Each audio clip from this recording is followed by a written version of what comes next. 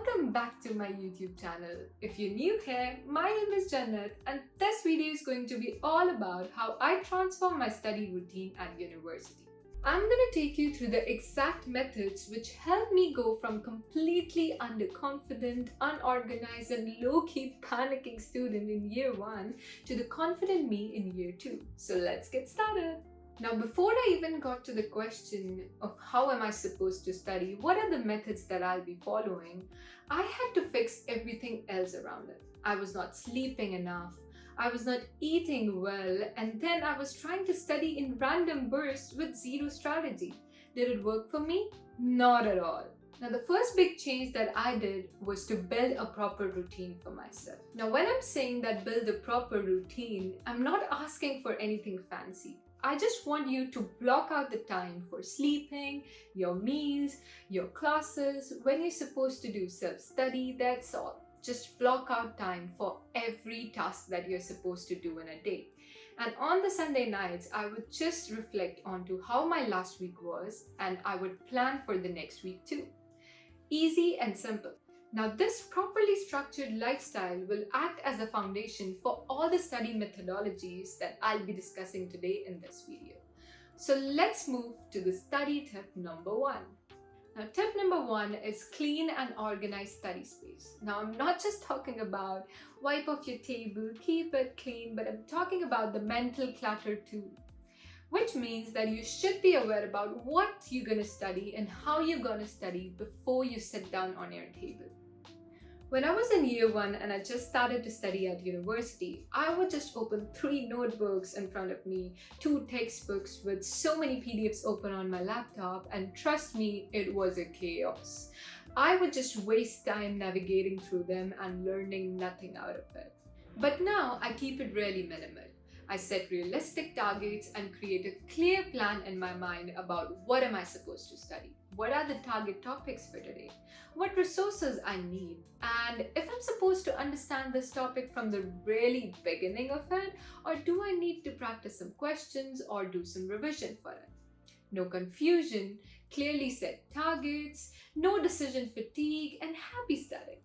So this way, when your study space is calm and your material is ready, your brain is like, we are good to go. Now, tip number 2, active versus passive studying. Now, this one here was a game changer for me. What most of us do while studying is that we reread notes. We highlight paragraphs and then we are copy pasting it word to word from the slides into our notes. And then in the exams, we are like, why is nothing sticking around? This is passive studying.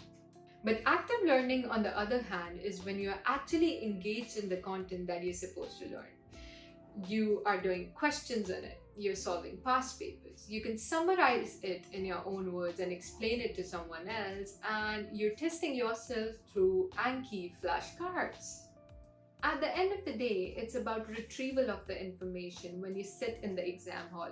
It's not just about merely recognizing it when you are studying it for the first time. And for that, your brain needs to struggle a bit. And I think that's when the real learning process begins. Tip number 3 is spaced repetition. That is basically the training of your brain over time. And for that, let's first try to understand how does our brain work when it comes to studying.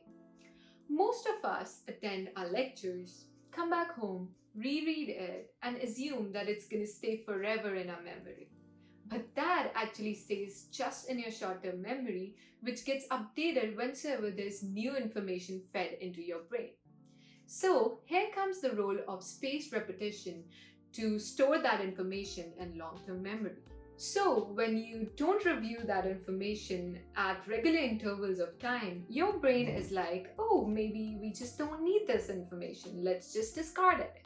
So you tend to forget that later.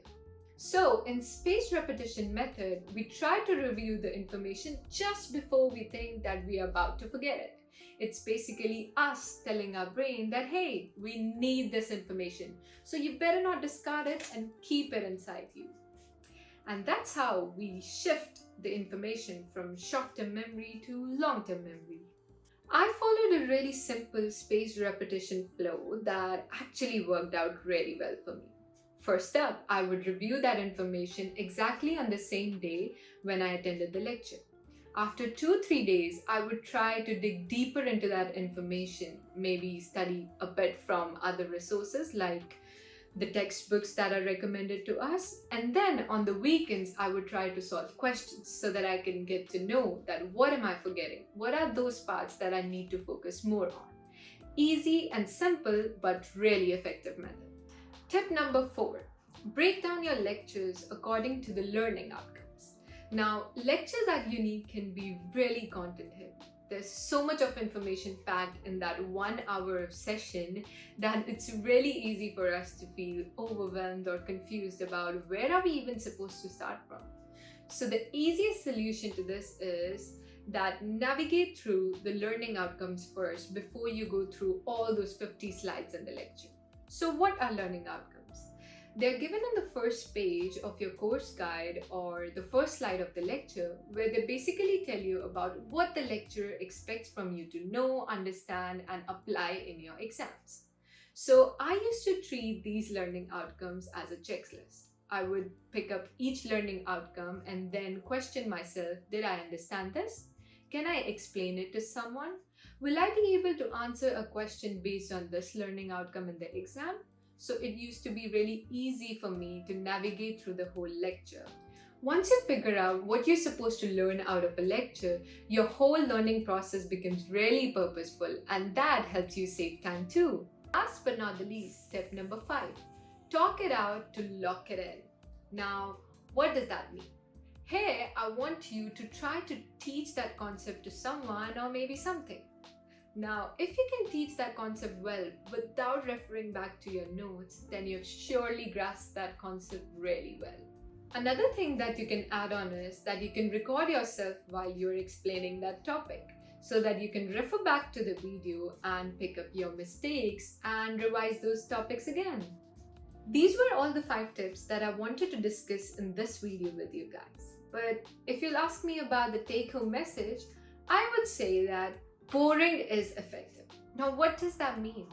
It's really important to realize that all those 10-hour-long study marathons that we see on YouTube, color-coded journals, or the perfect study desks that we see, they literally don't matter much. You don't need a $60 planner or aesthetic lighting to study. What you need is consistency. Repeating the same task week after week is how you're going to benefit the most. That is actually how your brain learns. So, boring is effective. That's all for today. Hit like, subscribe, and do tag a friend who highlights every word in the textbook and calls it a strategy.